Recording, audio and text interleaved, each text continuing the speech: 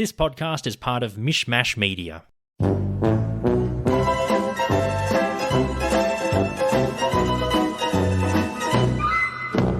Hey, buddy.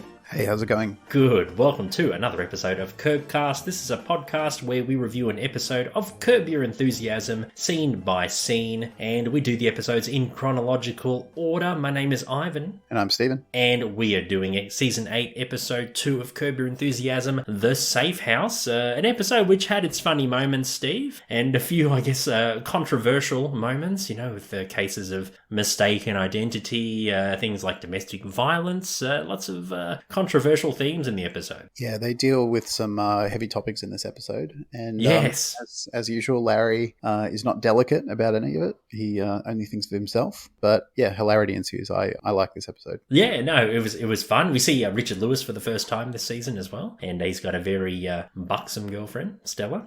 Yeah.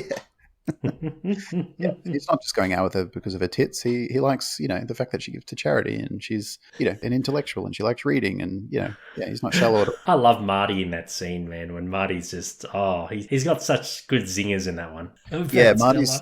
Yeah, since Marty got divorced, he's gotten a bit of swag. He's got a bit of a, I don't know. He's just got this like cockiness sort of thing, and this confidence. Yes. Yes. Have you found the time to at least look at her in the eyes? Yeah. He says to Richard, and everyone just bursts out laughing. And yeah, in that scene, I think that Jeff Garland's laugh was genuine. I don't think it was a scripted laugh. Yes. It sounded like one of those rare moments where, a real laugh, a genuine reaction is captured, and it's so good they just keep it in there. Yes, I think so too. And I think even Larry, like a real life Larry David, responded well to it as well. Yeah. Even though they're all kind of being like dicks, especially to Richard in that scene, which we'll talk about in more detail once we get into the episode, kind of feel like just them being, except for Jeff and I guess, Richard in this, like, the fact that they're two recently divorced men, and Richard who's like, never really been in a long-term relationship, and Jeff who's just like a bit of a prick anyway, regardless of Susie. It's kind of like full bachelors together. It's like, it's got this like funny energy to it, and I don't know, I kind of like it. Yeah, and they even go to the burlesque place as well. Even Leon takes. Yeah, we see Leon a couple of times in the episode. Yeah, they've just kind of got this like swagger and this like happy-go-lucky, fun, we're free kind of attitude, even though two of them aren't in this episode. Oh, yeah, I know. It's good. Yeah, it felt like the four bachelors. Yeah, it's just, like the boys hanging out being boys. And again, obviously they're being dicks, but it's fun to watch. Oh, very, yeah. No, it was a good episode. I enjoyed it, yeah. It was quite fun. And like I said, it was good to see Richard again. And there was quite a few hilarious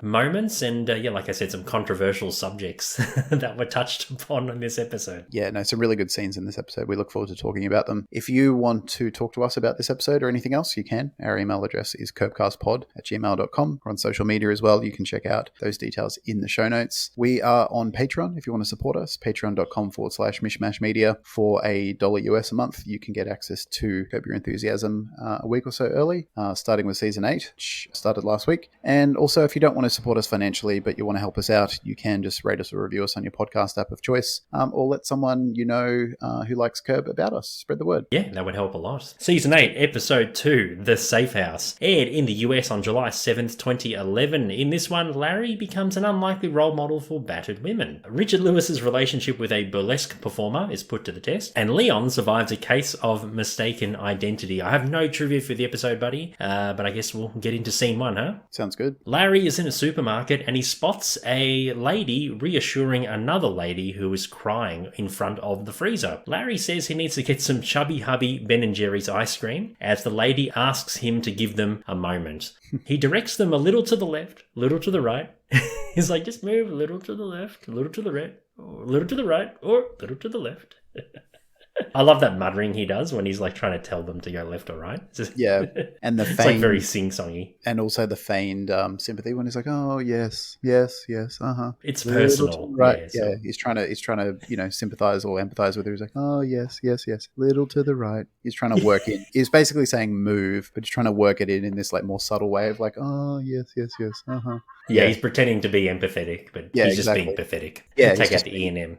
Yeah, it's just being prickathetic. Precathetic, yeah, exactly. Larry tries to go around the crying lady and opens the door, but can't reach the ice cream. The reassuring lady berates him for not giving them space and says that she told him to leave them alone. Larry asks what's wrong, and the lady says it's none of his business, and Larry assumes it's a personal matter, as he does that thing like you mentioned. Off screen, Larry tries to get the ice cream, and he grabs it, but unfortunately the rest of the ice creams around the freezer fall over and the women look at him. Yeah, so a bit of physical humour to finish off that scene. Yeah, almost slapsticky, when the hand reaches and, knocks over all the ice cream. And I like how, normally in like slapstick humor, when that happens, like if something goes wrong or it all falls apart, the hand like pulls away desperately and the person, tries to escape or remove themselves from the situation. But even though that, like you watch his hand and all the ice cream collapses and the hand kind of like doesn't know what to do for a sec, but then it just goes straight back for the ice cream.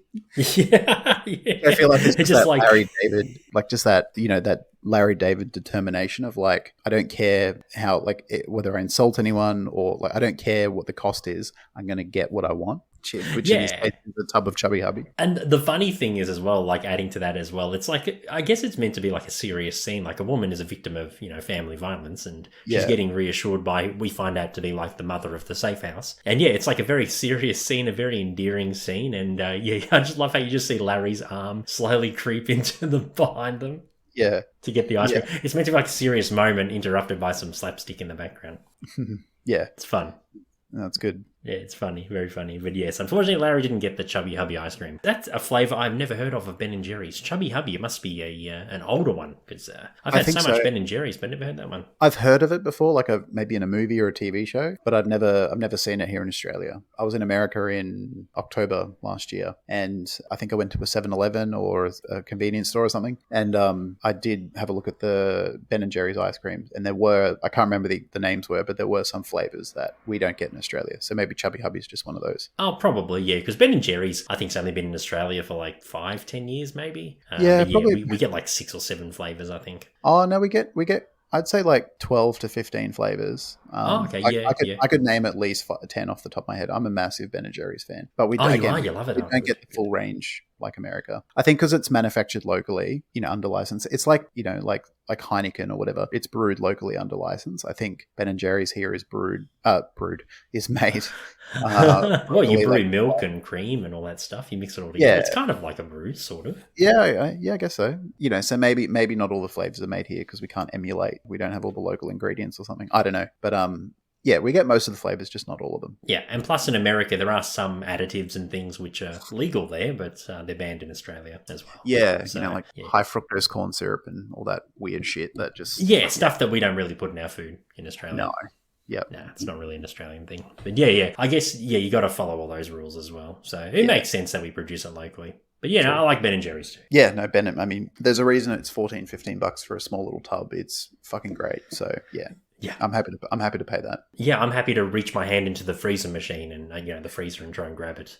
Yeah, for sure. I'm happy to. That's totally fine. Yeah. If I see people conversing or someone's crying in front of a supermarket freezer, I'm more than happy to try and get my arm in there to grab some Chubby Hubby or whatever flavour we have. Oh yeah, that's totally fine. It's worth it. I just realised as well. Do you think maybe is it a coincidence or is it intentional? The fact that this woman is obviously upset over something to do with domestic violence. They don't say what, but the name of the ice cream is Chubby Hubby, like, husband, like a partner violence. I don't know. Like, to me, that seems like too much of a coincidence to not be intentional. Out of all the flavors they could have picked, they picked, one with the word hubby in it. And, a lot of domestic violence is perpetrated by male partners towards women. So I don't know. Oh, I don't know. I didn't pick up that, but it's probably a slight little, slight little reference maybe. Yeah, but I never picked up on it. That's a good pickup actually. It just occurred to me as we were talking. No, I'm not sure. I think it's probably just a coincidence, but it's, happens to be Larry's favourite.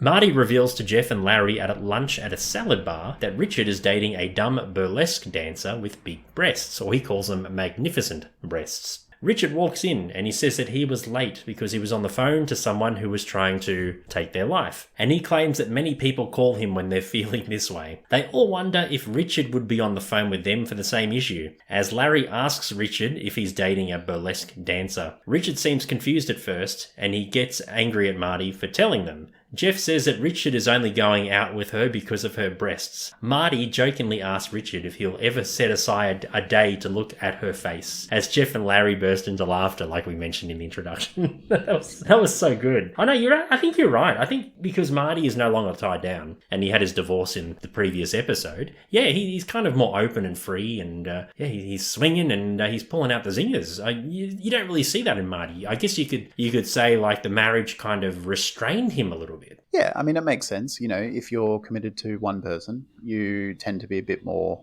restrained. And, if you feel, if you're the person who initiated the divorce, as Marty did, because you're unhappy in the marriage, and now all of a sudden you don't have to live in that unhappy marriage, you feel lighter. So, it makes sense that you would be a bit more confident and just a bit more kind of, he's almost like sassy. He's like sassy. Yeah, it's just got like a sassiness to him, I think. Yeah, and I like it. It's a nice change to Marty's personality, because we have seen in the past he's very, mopey and very almost like nihilistic. Yeah, he's a bit of a mopey dude, but he's a bit more happy-go-lucky and just a bit more freewheeling now, I think. Freewheeling Marty. Yes, and it was a mutual thing, he claims, for the divorce as well. They both wanted it. So, it worked out for him. So looking forward to seeing more of Marty. I guess that's a good point, actually, because, Larry's divorce, even though, the opening scene of this season shows what, and ultimately causes the divorce when he fixates, on the water stain left on the wood by Cheryl, and then it cuts to like a year later to really kick the season off properly. You do see, I think there's one little scene where Cheryl and Larry are talking, and they seem to be, even though they're,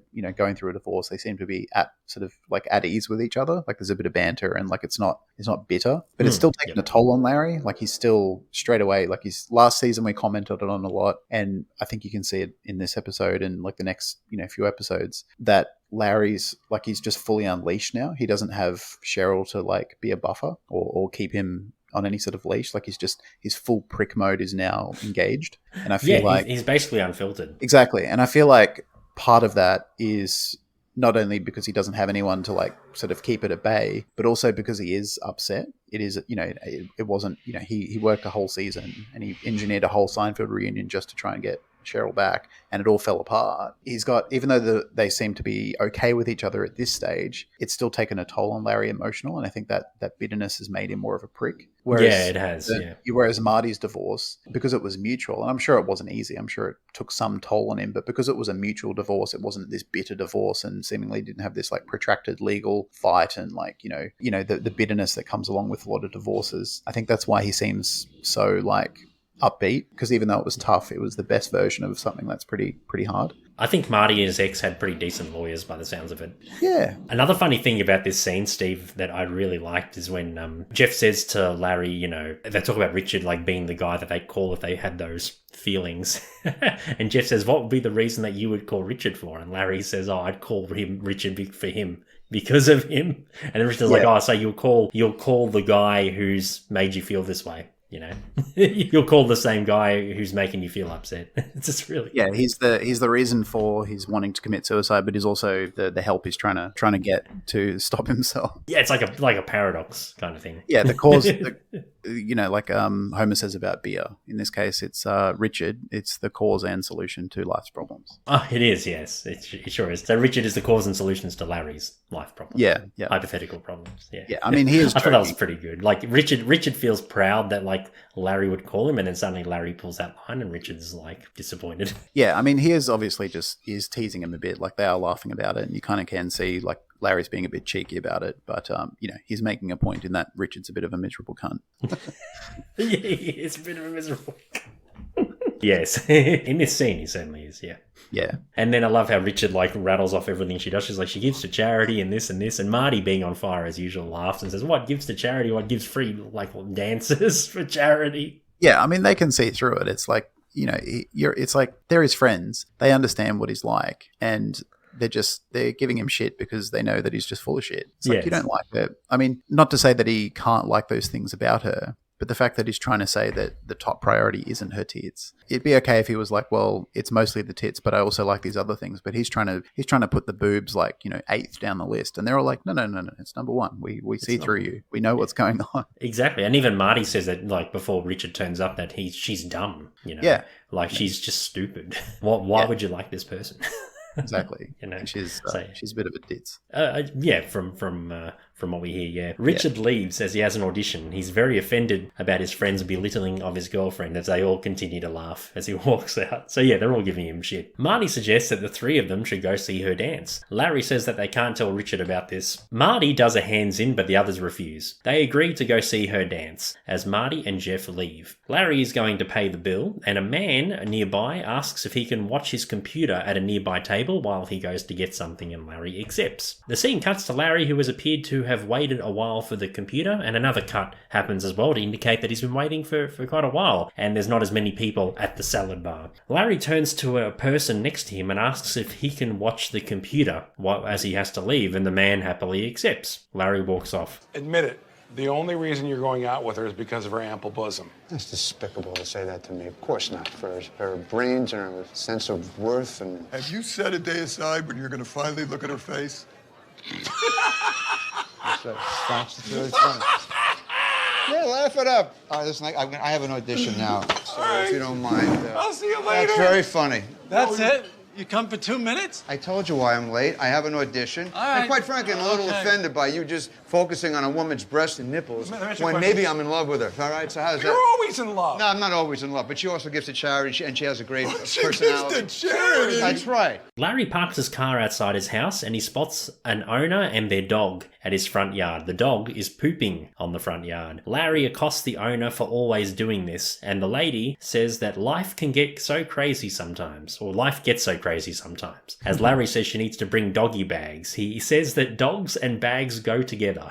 They're a match made in heaven, and whenever you have a dog, you need doggy bags. And They're the like a woman gets marriage. upset. They're like a marriage, yes. And the lady we find out is one of the women in the women's shelter. She runs off with the dog, and she's very upset. Yeah. So obviously she's going through a lot mentally as well, and doggy bags are probably the last thing she's thinking of. So and Larry realizes that she's the woman that's been doing this. Yeah, we find out a bit later. A bit later, yes. The three boys, I guess you could call them, and Leon are at the burlesque club as the performance begins. Marty points to Richard's girlfriend, who is out on the stage. Leon says that her breasts are a form of conversation as the crowd cheer. The scene cuts to them walking out of the club, as Jeff says that Richard will lose his mind because they saw his girlfriend's breasts. Larry says it should be fine, and they all say everything will be okay, or that Richard won't find out. They drive out as Richard is coming in. Richard stares at all of them in shock as they stare back at him in shock as well, and Richard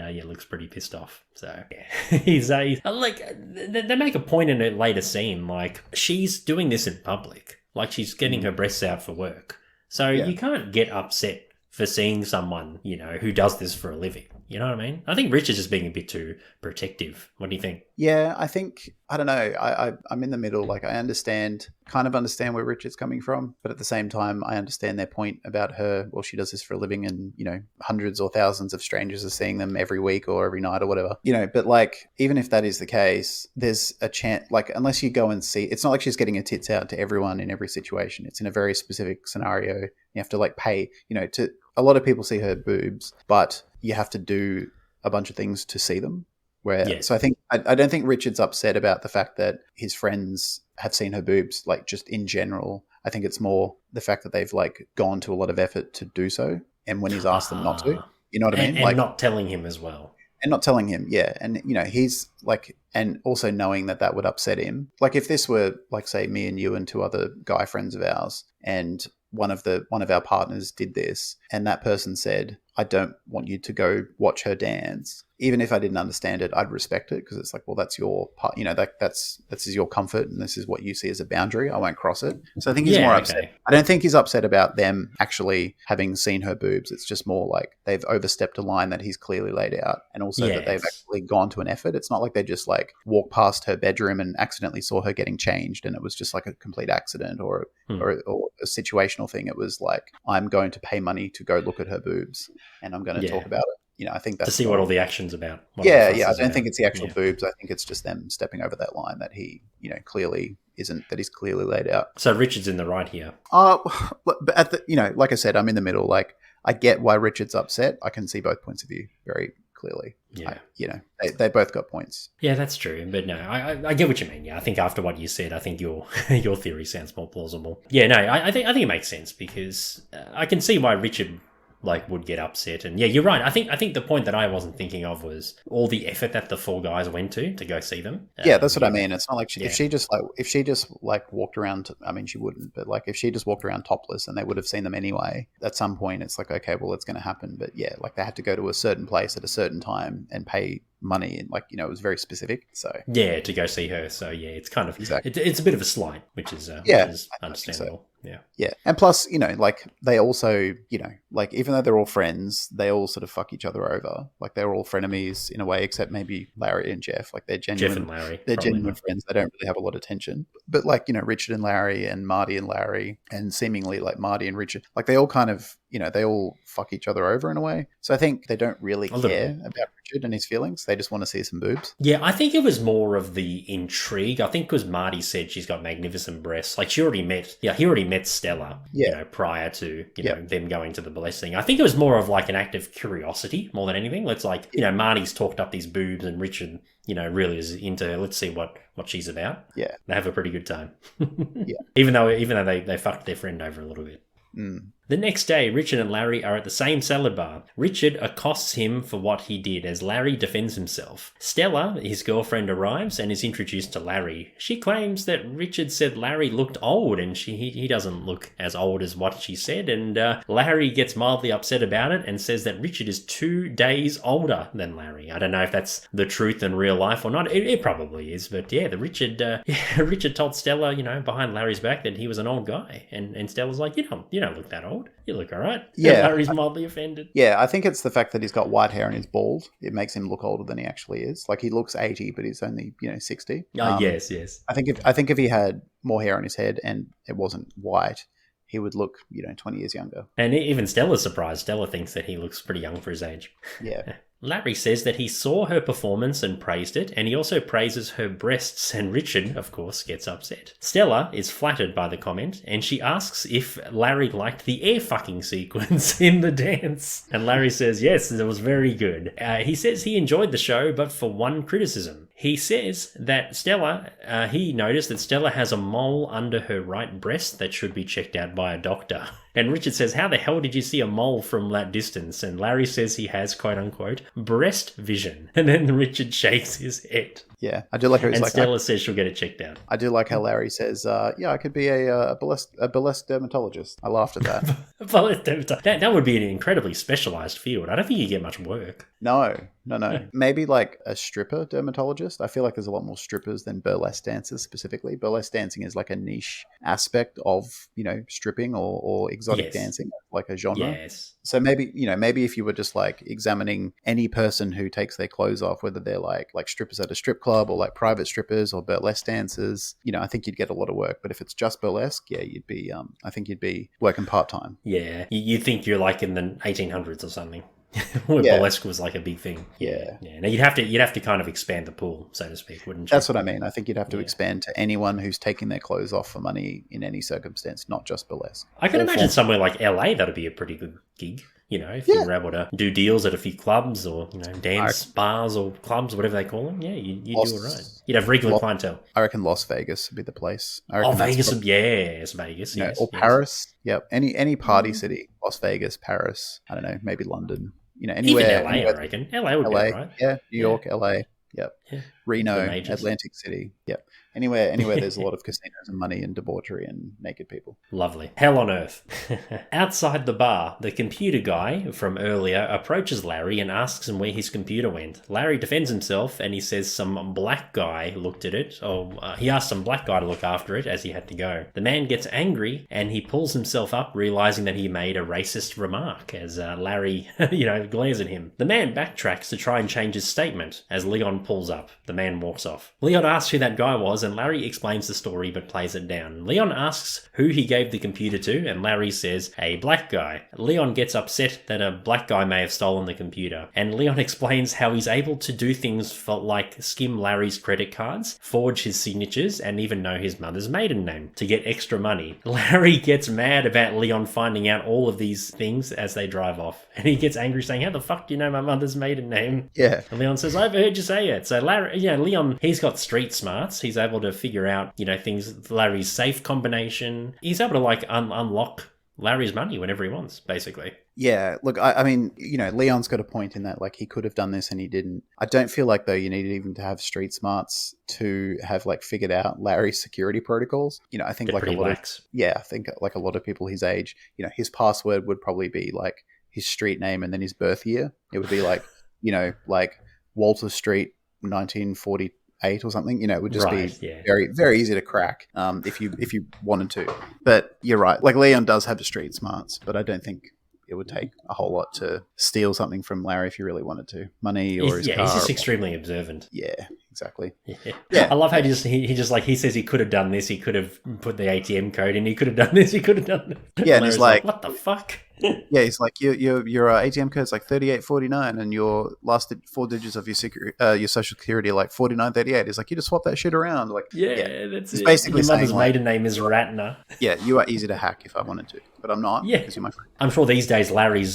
security would be a bit more, a bit more complex. He'd have like 2-factor authentication and stuff like that. So in 2011 it was a bit slack. I feel like Larry, after this conversation, it kind of like scared him straight a bit. I reckon he would have like made a bit more effort to make his life a bit more secure. Yeah, he just called all the banks and all the things, all the services he uses and changed his passwords. Yeah, exactly. I reckon he would have put some 2FA on and changed his PIN code and like, I don't know, gotten a car alarm, like just taken a few extra steps because because it's not like Leon is still around. Yeah, and he changed his password to like one of his old streets that he used to live in with Cheryl and her birth year as well. Yeah, just it's like Maple Leaf 1964 or something. Whenever Cheryl was born, it'd be something like that.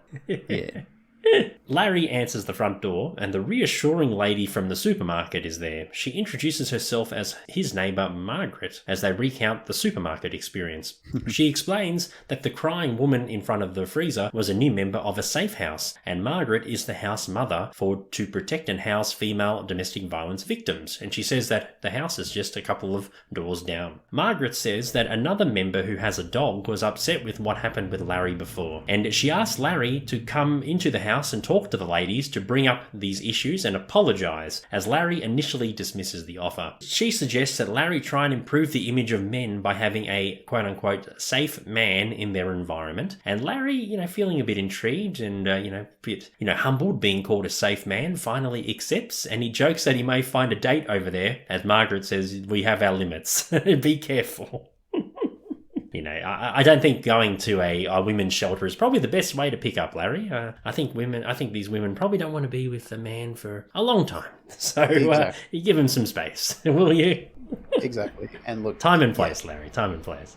Yeah, it's not a good place to gin up a date. I don't think so, no. Yeah, but I mean, Margaret seems pretty nice. She's very patient. Obviously, with her line of work, she has to kind of be, tolerant and, understanding and always like nurturing and stuff like that. But she understands, even though Larry did a silly thing at the supermarket, he can probably, try and change his image to the victims. Yeah, I think she's, she sounds like a trained counselor. She's always trying to be like calm and like move things on and like move things in a positive direction. She's always like, okay, we don't say that, but what we will do, she's always trying to say that's not the right thing, but what we can, she's turning something positive and keep it on track and, keep everyone comfortable and stuff, which makes her a good, like the manager or whatever the job title is, someone who runs a shelter for women who are escaping domestic violence. Well, she calls herself the house mother. I guess that'll be like the term. Yeah, she seems like considerate to the point of like, even if I use the word, she doesn't even like the word battered because I think she feels like that's too, like it has a negative connotation or maybe it's too triggering for the victims. She's that thoughtful that even like single words are considered. Margaret introduces Larry to the ladies of the house. Larry is praising the house and says it must be a step up from where they used to live. Oh God, Larry. Jesus. She introduces Sandra, who is the dog lady, to Larry. He apologizes to her as Sandra accepts reluctantly, and she defends her dog and asks Larry to apologize to the dog. Larry says it's hard to apologize to a dog as they are stupid animals. Margaret introduces Larry to the crying lady from the supermarket. Her name is Karen, and he apologizes for the awkwardness at the supermarket. And he adds that there's no problem crying at the supermarket, and he says next time, she has to cry, go do it somewhere in a least popular section of the supermarket. Like the Asian section, you can cry in front of some hoisin sauce. Yeah, that's no problem at all. God. And he goes, ice cream, lots of people love ice cream. They want to try and get it from the freezer, so you shouldn't be in the way. Be more considerate. Oh my goodness. I couldn't stop laughing for this entire scene. This is probably the best scene in the episode. It's so I would good. say so. Yeah, like It's so good, Larry. I'll just laugh a minute. Yeah, like, Larry's being kind by offering them the ability to use his washing machine, but then he's also being a prick by I don't know, he's his best and his worst in this scene, I think, and that's what makes it so good. Yes. And he just switches between the two so seamlessly. He does, yeah. He becomes snarky and then supportive in the same breath almost. Yeah, yep. He spots a tough-looking woman who stares at him as she walks past with her laundry. He asks who that is, and Margaret says that her name is Dale. And Larry says she must be the capo of the house, the boss of the show. The capo, yes. Margaret disagrees with that. I did laugh at that. Yeah, me too, the capo. Like the head honcho of the house. Yeah, the boss. They ask if Sandra asks if Larry is the inspirational speaker that was coming, and Margaret says that's next week. Larry openly insults Sandra, who asked the question. He's like, what the fuck's wrong with you? Like, inspirational speaker? What's wrong with you? Yeah. He just gets really, almost bewildered by what she says. Yeah, he's really brutal to her. Yeah, he's like, God, you're messed up. Yeah. And even Sandra's looks pretty upset as well. Yeah. I know, it's just brutal. It's just really... he just says openly as well. What the fuck is wrong with you? We find out in the next episode, Palestinian Chicken, that Jeff dubs him the social assassin. I think this is the early stages of that, before his diagnosis of that, I suppose, so to speak. Yeah, he really assassinates Sandra socially, doesn't he? Shoots her down. Oh, badly, yeah. God, poor woman. She's gone through enough. Yeah. Dale walks back with a load of clothes and complains about the washing machine. And as you mentioned, Larry offers the ladies to use the machine anytime they want to use it, and they look, mildly happy about that. He does a mild round of applause, and a few of them clap. Margaret thanks Larry for his time as she walks him to the door. He grabs a donut, compliments that it's Krispy Kreme's, and they walk towards the door. So yeah, probably the funniest scene in the episode, I think. It's just Larry, just all different facets of his personality on show here. He's trying to be he's trying to act all he's supposed to be the safe man, and he's kind of a bit arrogant. You see he's also very snarky as well, and you also see that to try and find an in, because I think he still wants to date, one or two women in the shelter. He offers to bring them into his home. So he's probably hoping one day to get a date. So he's got a few motives there. Yeah, for sure. Did you have anything you wanted to say to Sandra? I do have something I'd like to say. First off, I want to apologize if I hurt your feelings in any way as a result of the dog pooping. I was just going to say that your anger is your problem, and it's not my problem anymore. So okay, but it really was great that Larry acknowledged your feelings and apologized. I guess, yeah. Yes, and I would seem to be too overwhelmed by it. Well, but you know what? I feel very good about that interaction, and it's just that dogs don't really have control of when they go. Yeah, but the owner has control of where the dog goes. Right. You know what? You do want to apologize to my dog because you really yelled at my dog. Larry and Richard are at a Japanese restaurant. Larry reminds Richard that the pods of the edamame beans go into a special plate next to him. You don't throw them back into the beans, into the plate. You got to put them into a special bowl once you've eaten the beans, the edamame. Stella arrives and sits down. She says that her mole is fine after going to the doctor, and Larry is very happy to hear this. And he said even if there was something wrong with the mole, he'd say, "See, I told you should have gone." So no matter which way he would have gone, Larry would have been very happy. And we have seen that before. Larry has told people in the past to go get moles checked, and any kind of health issues as well. Larry's kind of suggested it. So it's not the first time he's done it. No, I always feel like every time he does, and it only occurred to me watching this episode, because I do remember him saying, to people, I can't remember specific scenes or episodes, but yeah, it does happen a few times where he recommends someone go to a doctor or go to a dermatologist or whatever. And it occurred to me in this episode, especially in this scene, because he kind of he spells it out when he says, even if the diagnosis was negative, even if it was bad news, I still would have been happy that I recommended. He's doing it for his own needs, his own satisfaction, his own needs. Yeah. It's like giving to charity and telling everyone about it. It's not. There's no. He's doing a good thing, but he's doing it for his own motivation. Not being an anonymous donor, a few seasons ago. He wants his ego praised. Yeah. You know, yeah. he can't just do something nice without an agenda. He's got to get the acknowledgement because he needs his ego stroked. He's starved for attention. Yeah, exactly. He needs, it's validation. It's not just a genuinely nice thing, with no need for anything in return. No. Stella says that she told the doctor about her back and breast pain, and they both agreed that she will have a breast reduction. Richard and Larry are bemused by this and think that she's joking, but she affirms that she is serious. Stella tells them to imagine if the guys had big balls and couldn't carry them around. And Larry says that balls are ugly and disgusting compared to breasts. Everyone wants to see breasts. No one wants to see balls. Stella says that her breasts will be half the size and asks Richard if he only loves her for her breasts.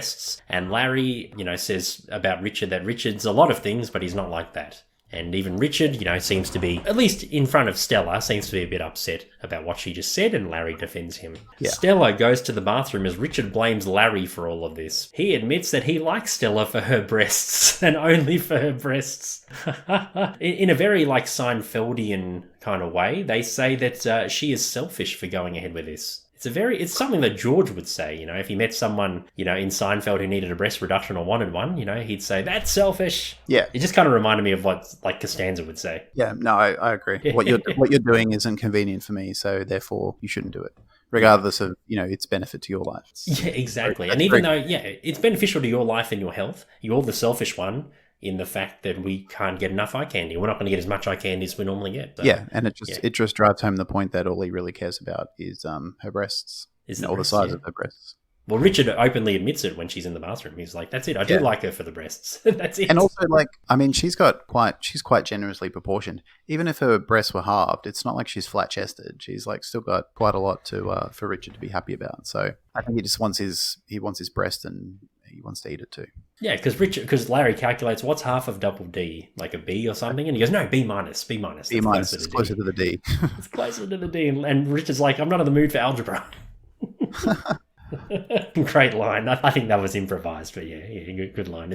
It's nothing like algebra, but yeah, I thought that was a pretty nice little one-liner there from Richard. Yeah. Larry is back at home, and he tells Leon about Stella's plan about her breasts, and Leon asks if Larry understands what he is saying, and Larry says, actually, yeah, I do. I understand what you're saying. Full titties, half titties, etc., etc. Two ladies from the safe house are walking out with their laundry as Dale heads into the laundry room. Leon compliments the girls who go into his house, and Leon says that Larry should find out how Dale got into the safe house, as she could probably defend herself pretty well from what he can see. And Larry theorizes that maybe Dale heard from a friend who's in the safe house that it's much better than where she lives. She probably lives in some dump somewhere, and she decided to move in because, Dale's a pretty tough looking woman. She's a bit of a solid kind of strong woman, and a lot of the people in the show think that she can defend herself, but even women of that stature can still be victims. Yeah, and I mean, not all abuse is physical. That's right. There's emotional abuse, financial abuse, sexual abuse. There's all sorts. So I mean, not that it's important, but the implication is that Larry can't see. He thinks that. He's kind of thinking that any sort of abused woman or person is physically abused.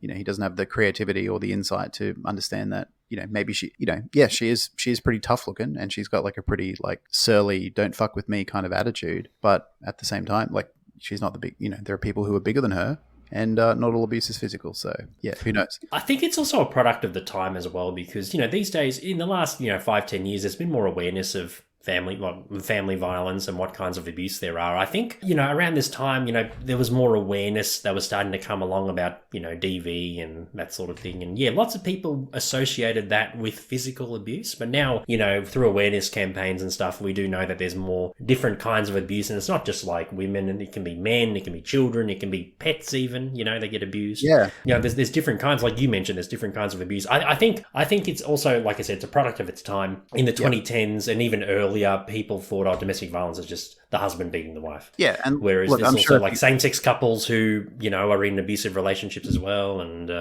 even the women can abuse the men in not just physically but in other ways as well. I mean, yeah, there's all different levels of it, but it's all still pretty bad. A previous relationship of mine, I was physically abused. I mean, I didn't seek any external help from it. I didn't feel helpless, or it wasn't an ongoing thing. But there were maybe one or two times where I was, attacked physically. So, and that person was much smaller than me physically. I'm 6 foot and a pretty big dude. Yeah. And she was, quite petite. So, like it can happen, in all sorts of circumstances, regardless of someone's size or stature or temperament. It's not always the smaller people or the more timid people who are the victims. Yeah, exactly. But no, I don't blame Larry for this, I wouldn't say ignorance, but I guess it is kind of ignorance. I wouldn't say he's bigoted. But I think he wasn't really aware of how it works compared to these things. Yeah, and I think it's also like you just don't ask that question. Like you don't. I guess it's okay to think, wow, like I can't imagine that person being physically abused because they're so like tough. But you just don't ask that. Like that's even if you had a burning need to know what the person's story is, it's like, they're in a shelter. They're obviously going through it. They're they're trying to get their life together and deal with this. You don't come up and say, so tell me about your abuse. Like it's such a raw thing that's happening as the scene's going on. Well, not as the scene's going on, but like it's not like it happened 20 years ago and the person can sort of talk about it openly. It's like it's obviously very recent. And very raw, like you said. You just don't bring it up. Like, No, imagine doing that, like going up to someone and going, so like I can't imagine you getting abused. What's the story?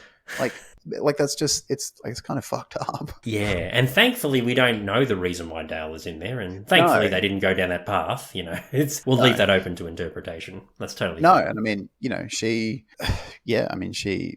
like to me, my sort of interpretation, and this is only happening like as we speak. I didn't put a lot of thought into it, or any thought for that matter, before this discussion. But maybe she's really like aggressive. Like, I think most people would just say, oh, fuck off or mind your business. Like they wouldn't actually just punch someone out. Like she fucking knocks him out and, she sends him to hospital. No, she doesn't knock him out. Sorry. She's about to knock him out. She's about to punch him one, but then he falls and hits his head. Yeah. Hits his you're right. face, You're right. Yeah. I mean, she's physically intimidating and she's aggressive, but it feels more like maybe that's a recent development. Maybe she's doing that so she doesn't feel like the victim. So she has to like do a complete 180. And just be really aggressive to gain some power back that she's felt like she's lost or something. Maybe. I don't know. I said, I'm glad they left that one open. It's exactly. Totally fine. Yeah, you just don't ask that. No, definitely not. And I appreciate the writers didn't think, oh, let's just make a joke of this and let's give Dale like a backstory. I'm glad that they kind of just kept it and said, let's just keep it closed. It's a very sensitive issue and let's highlight more Larry's ignorance more than anything. Yeah, exactly. That's like the joke, which I appreciate. It's very, very restrained writing. Yeah, I think so. It's better left unsaid. Indeed. Larry asks Dale in the laundry room how the laundry is coming along, and he offers to take her ice skating sometime. He also asks how Dale went into the safe house, how she made her way there, and she seems to be able to defend herself, and that he can't see anyone be able to take her down. She goes to punch Larry in anger. Larry falls over, and he hits his face on the ground, and Dale is surprised at what happened. So, I think Dale was kind of being defensive, like you mentioned before, and, was kind of, retaliating to Larry's ignorance. But Larry, he got so scared that he fell. He deliberately fell backwards as like a fight or flight response. And, we find out in the next scene he whacked his face on the floor. Like he's got a nice big black eye. At the hospital, the doctor asks Larry how he got the black eye. Larry explains it as if he is a victim of domestic violence. He says things like, he fell down the stairs, he deserved it, he said the wrong thing, all the kind of things that, battered women would say to try and cover up their abuse, all those kinds of sentences. Yeah, all the excuses that they would give to, all the things that they would say to, like you said, to cover it up and to hide it. Yeah, and to like play it down of like, oh, it wasn't his fault or I made him angry or whatever it is. Whatever it is. And Larry seems like a victim as well. Exactly. So what it makes it have to look like. Yeah. Yeah. Leon walks in and asks him for money. And Larry says, I just gave you money yesterday. What are you talking about? And he ends up giving him money for the vending machine. Leon goes off to try and get some food and he starts hitting the machine. The doctor probes Larry regarding his relationship with Leon. And Larry says, oh, he just moved in. He knows all my card details. He knows this. He knows my mother's maiden name. Is as if a guy who just like came in uninvited, even though he was uninvited. Like we all know that. But yeah, he makes it out to be like Leon is the perpetrator and Leon's even more aggressive towards the vending machine. And the doctor asks Larry again, is there anything you want to say in complete confidence about your home life? And Larry says, no, it's fine. And the doctor says, okay. He writes a few notes and he walks off. So he suspects that he thinks that Leon is beating Larry. basically. Yeah. And that they're like domestic partners, because they say to each other that they love each other as well. Like, not in a romantic way, of course, but that's what the doctor sees it as. So, the doctor seems suspicious, and he writes a few notes, and, Hippocratic Oath, we find out later he goes to the authorities to go arrest Leon. Or, someone who fits the description of Leon, I guess we could say. Yeah, so that was, I don't know what to think about that scene. I don't know whether you were like it was meant to be funny or, I don't know. I think because of what we know about family violence these days, I don't know, I just felt, I don't know. I didn't really laugh at it. I don't know. I think it's supposed to be, I think it's just supposed to be clever, like. Clever, yes, clever. The double entendre, if you like, or the double layered meanings of, the doctor, they're having two separate conversations. The doctor thinks that he's talking about Leon abusing Larry, and Larry just thinks he's having a conversation about what actually happened. I think it's supposed to be kind of clever, but the actual topic itself is, it's a bit fraught with, it's just a bit awkward, I guess. Just a bit awkward, yeah, but you're right. I give it points for its intellect and it's good writing, clever writing. Yeah, but it's still a bit like, ooh. Yeah, the subject matter is a bit harsh. I guess if you watched this in like 2011 when it came out, we probably laugh more and stuff. But I think since this episode came out, I think because there were more awareness campaigns and education and stuff, I think people like I know like lots of Curbers, lots of funny like taboo subjects, and we see next week the problems between Israel and Palestine with Palestinian chicken, stuff like that. But yeah, I think watching it in like a 2023 lens, I don't know, it just kind of hits different, so to speak. It does. Yeah.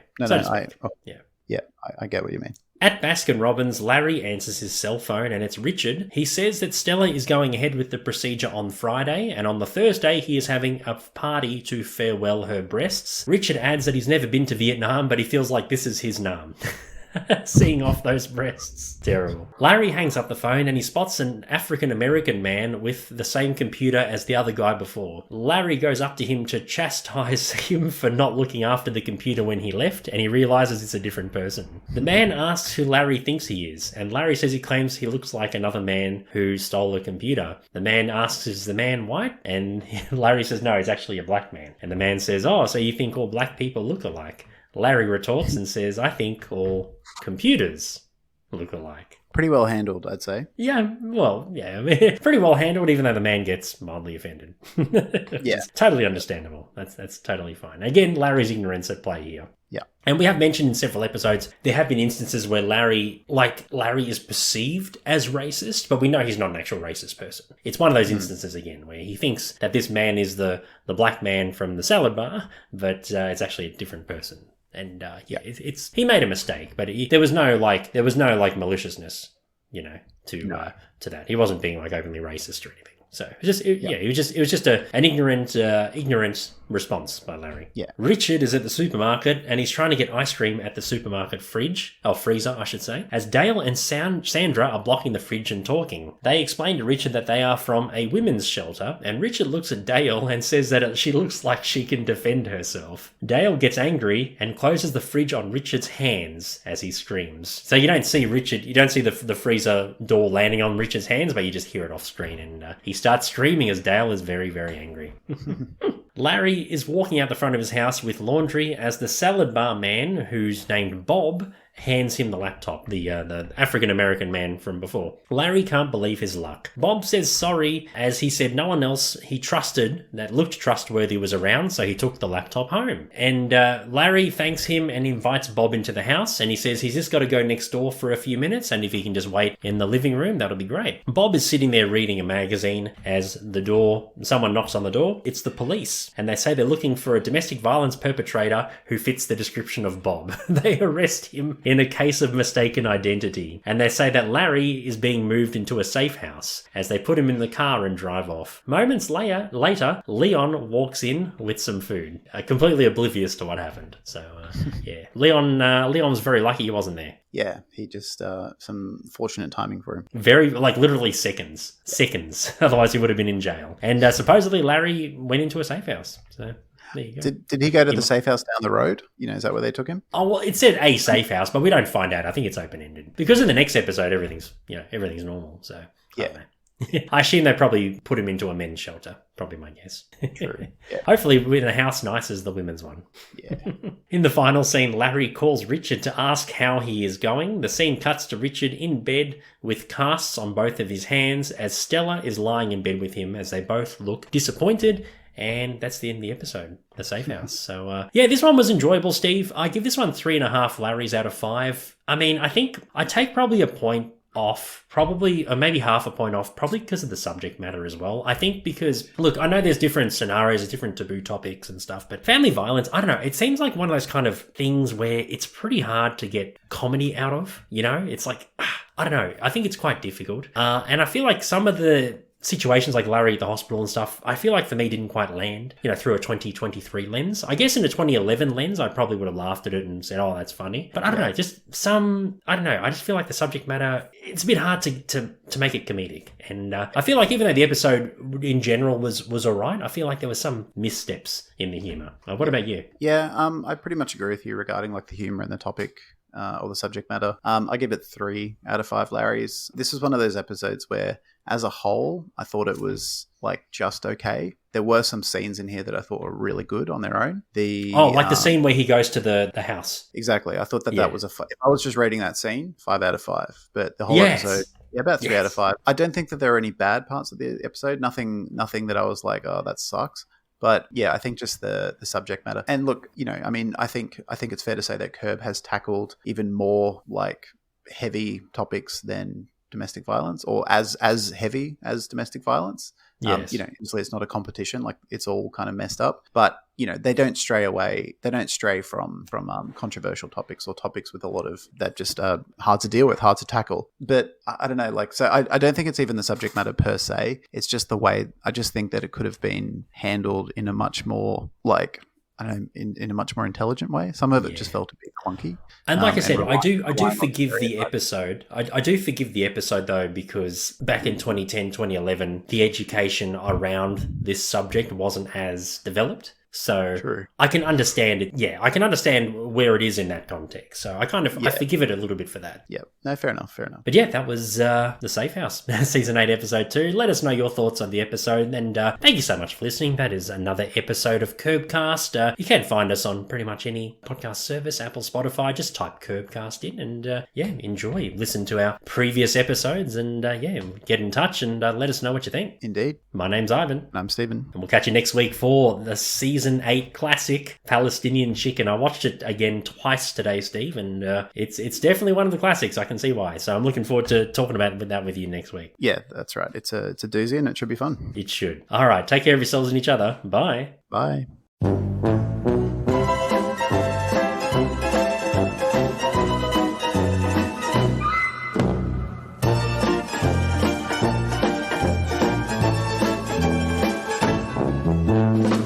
Thanks for listening. This podcast is part of Mishmash Media, an independent podcast network. Follow us on social media at Mishmash Media AU or support us on Patreon. All those links are in the show notes.